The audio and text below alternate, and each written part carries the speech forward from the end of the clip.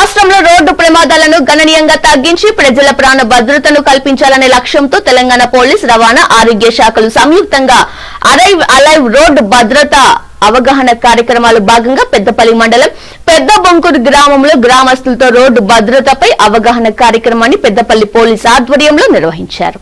కార్యక్రమానికి Peddapalli DCP Rama Reddy, ACP Gajjikrishna ముఖ్య అతిథిగా హాజరై మాట్లాడుతూ రోడ్డు ప్రమాదాల నివారణకు ప్రతి వాహనదారుడు ట్రాఫిక్ నిబంధనలు తప్పనిసరిగా పాటించాలని సూచించారు. ముఖ్యంగా హెల్మెట్ ధరించడం, సీట్ బెల్ట్ వినియోగం, మద్యం సేవించి వాహనాలు నడపకూడదని, అతివేగం ప్రమాదాలకు దారితీస్తుందని తెలిపారు. ఈ కార్యక్రమంలో Peddapalli CI Praveen Kumar, traffic Anil, rural SI Mallesh, గ్రామ సర్పంచ్ కల్వల తిరుపతి, ఉప సర్పంచ్, పాలకవర్గం గ్రామస్తులు పాల్గొన్నారు. నమస్కారం.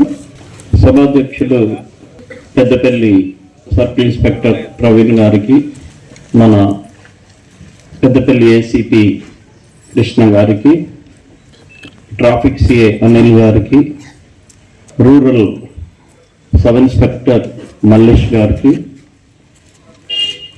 ఈ గ్రామ ప్రథమ పౌరులు కొత్తగా ఎన్నికైన సర్పంచ్ తిరుపతి గారికి, అలాగే కొత్తపల్లి సర్పంచ్ గారికి, గ్రామ ఉప సర్పంచ్ గారికి మరియు ఈ గ్రామ వార్డు మెంబర్లందరికీ నా హృదయపూర్వక నమస్కారాలు తెలియపరుస్తూ, అలాగే పెద్ద బొంకూరు గ్రామ పుర ప్రముఖులు, మీడియా మిత్రులు, ఈరోజు గౌరవనీయులు మన ముఖ్యమంత్రి గారు ఒక మంచి ఆలోచనతో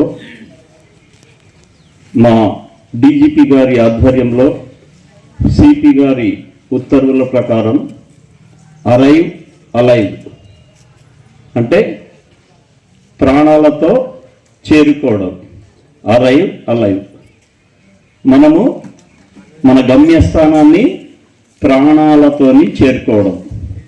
ఇప్పుడే మా సిఏ గారు ఇంట్రడ్యూస్ చేసినట్టు మనం వివిధ రకాలైన యాక్సిడెంట్లో చేసిన వ్యక్తి మనం చూడడం జరిగింది. పాప మా బాబు బాధపడుతుంటే నేను మా కుటుంబానికి బరువైపోయాను అనేది మా ఏసీపీ కృష్ణ గారు మీకు ఎంత మంచిగా ఎక్స్ప్లెయిన్ చేశారు. ఏసీపీ కృష్ణ గారు 2-3 రోజుల నుంచి ఆయన గొంతు బాగాలేకుంటే మాట్లాడట్లేదు. ఈరోజు ఆ బాధను చెప్పడానికి, ఎక్స్ప్లెయిన్ చేయడానికి ముందుకొచ్చి మాట్లాడడం జరిగింది. అలాగే ఇంకో కుటుంబం చూసాం. పాపం వాళ్ళు కంప్లీట్ కోల్పోయి చుట్టుపక్కల వారు బనాయిస్తారట, ₹1 కోటి వచ్చినాయని, ₹1 కోటి వచ్చినాయని. పాపం వాళ్లకు 10 లక్షలు ఖర్చు అయినాయి. అంటే ఇవన్నీ ఎందుకు? అమ్మాయి వాళ్ళ బ్రదర్కు ప్రామిస్ కూడా చేయించింది. ఏమని?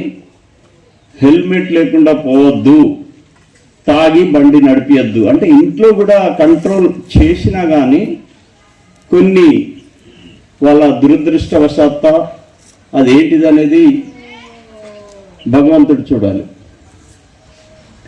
అలాగే మీ గ్రామస్తులు చెప్పినట్టు పాపం అతనిది మానసిక అంటే యాక్సిడెంట్లో